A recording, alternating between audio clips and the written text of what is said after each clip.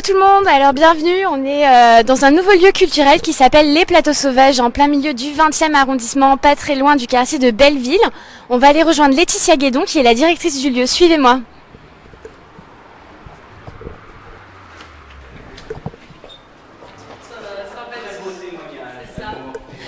Bonjour Laetitia.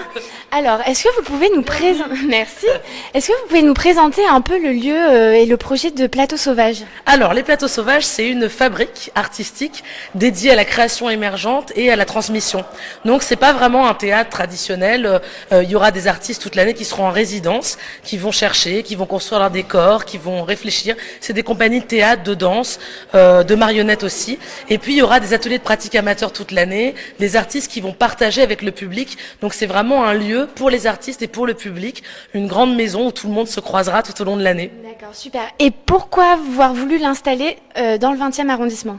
Alors c'est le projet qui était prévu comme ça, c'est la réunion en fait d'un théâtre et d'un ancien centre d'animation, le centre d'animation des Amandiers, et c'est un quartier qui est super ici, le quartier des Amandiers, parce que c'est un quartier qui est très mixte, avec une population très différente et avec une vie associative très très militante. Donc c'était aussi un quartier qui avait une histoire et ça avait beaucoup de sens de faire une fabrique et un lieu de recherche dans un lieu qui se renouvelle tout le temps en fait. D'accord, très bien. On peut peut-être commencer un peu la visite. Bien sûr. Alors je vous préviens, vous allez être dans les cartons encore. Parce qu'on ouvre demain, c'est pas du tout une inauguration. On a un grand chantier en fait qui va durer à peu près 1 an. Et vous venez à un moment où demain on ouvre nos portes au public. C'est pas une inauguration, c'est un moment à mi-parcours où on a décidé nous de partager la poussière, les gravats avec le public, et donc on lui fait découvrir le lieu. Dans sa non-perfection. Donc il y a des endroits qui sont refaits, qui sont super, et puis des endroits qui ne le sont pas du tout.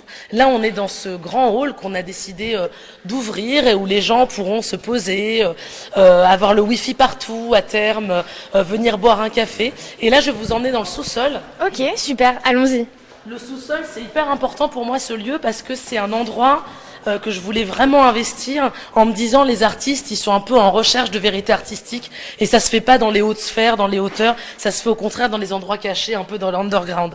Et vous allez voir ce sous-sol il paye pas de mine à première vue, mais il y a des endroits comme ce patio qu'on va complètement réinvestir, on va faire une terrasse, ici il va y avoir un bar, juste là il va y avoir une librairie, donc faut avoir beaucoup d'imagination demain pour imaginer comment le lieu va changer. D'accord. Je vous montre justement derrière cette porte.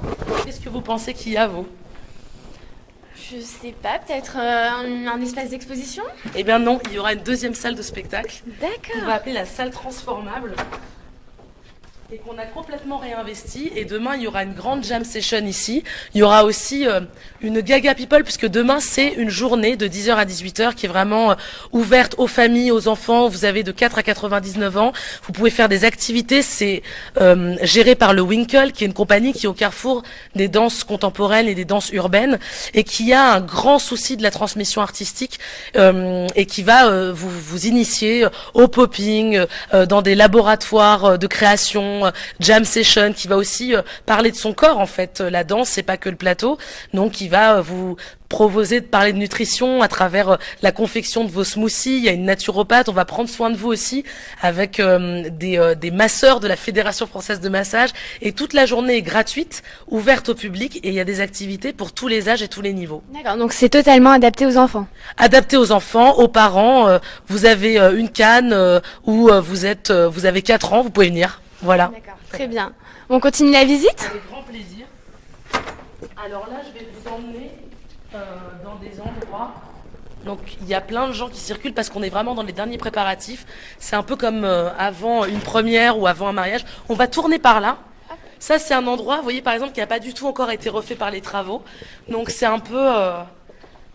le chantier. Ouais, voilà. Un peu du coup comme votre la pédicure saison qui est pas faite encore. D'accord. Voyez. Un peu comme votre saison en chantier. Si d'ailleurs vous Exactement. pouvez m'en parler, qu'est-ce que c'est cette saison en chantier? Cette saison en chantier, c'était de se dire qu'on aurait pu avoir le choix en fait avec la ville de Paris, parce qu'on est un nouvel établissement culturel de la ville de Paris. On aurait très bien pu se dire, on ferme en fait pendant 1 an le lieu, et on ne fait que des travaux, et puis on attend que le lieu soit nickel, parfait. Moi, je me suis dit, ici, c'est une fabrique artistique, c'est un lieu où on n'est pas sur le produit fini, c'est un lieu où on est sur la recherche, l'incubation, voilà, la création.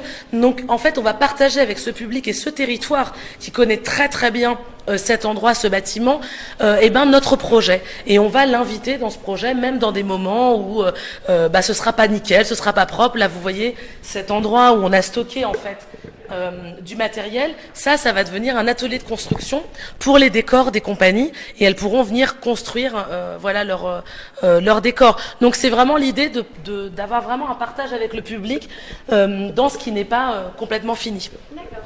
Et donc du coup là, vous nous emmenez où ? Alors là, je vous emmène dans la deuxième partie qui est aussi liée au bâtiment et qui est le théâtre. On a la chance ici d'avoir la salle transformable que je vous ai montrée, qui permet de faire des choses qui sortent un peu de l'ordinaire. Et on a aussi un théâtre qui est plus traditionnel, de 250 places. Et demain soir, à partir de 19h, on accueillera le Birgit Ensemble. Ce sont deux jeunes metteurs en scène, Jader Bulot et Julie Bertin, qui sortent du conservatoire et qui se sont dit qu'elles allaient revisiter 30 ans d'histoire européenne sous forme de spectacle. Et on les accueille, elles vont présenter une maquette.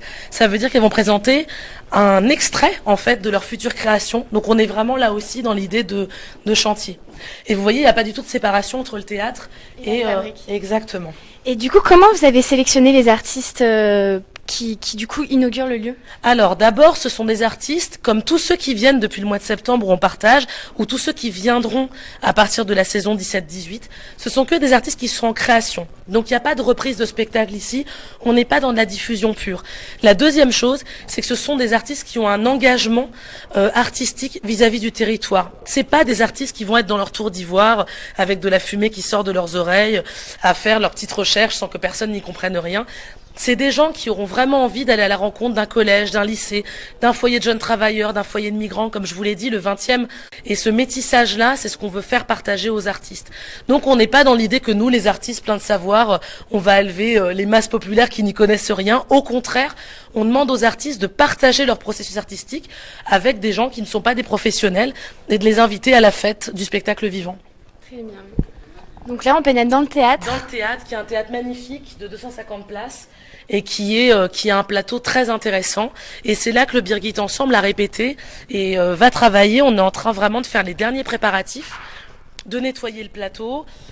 C'est un théâtre qu'on a complètement nettoyé. On a eu une super équipe de techniciens qui ont fait un branle-bas de combat pour le remettre presque à neuf, je dirais, pour demain, et puis qu'on puisse présenter ça dans de bonnes conditions. Donc demain, c'est vraiment une journée à l'image de ce que sera les plateaux sauvages. Il y aura du théâtre le soir, il y aura des activités la journée, il y aura de la danse, il y aura de la rencontre, il y aura de l'échange, il y aura surtout du partage et je l'espère beaucoup de convivialité. Donc du coup, en gros, les Parisiens peuvent participer au projet des plateaux sauvages. Absolument, c'est vraiment un lieu de vie avec le public, pour le public et avec les artistes. C'est-à-dire qu'on n'a pas l'idée des artistes d'un côté, le public consommateur de l'autre. Non, on est vraiment sur une porosité permanente entre les deux, entre les deux pratiques en fait. Moi, je crois beaucoup aux amateurs au sens noble du terme. Donc vraiment, tout le monde est bienvenu à cette fête du spectacle vivant. Bah écoutez, merci beaucoup pour cette visite, c'est vraiment formidable comme idée, comme projet. Et donc du coup, moi je vous invite à venir demain au Plateau Sauvage pour découvrir ce lieu totalement fabuleux. Et on se retrouve pour de prochains lives. Vous pouvez retrouver celui-ci sur le site de vivre.paris et notre magazine de cet hiver qui est toujours en kiosque. À bientôt!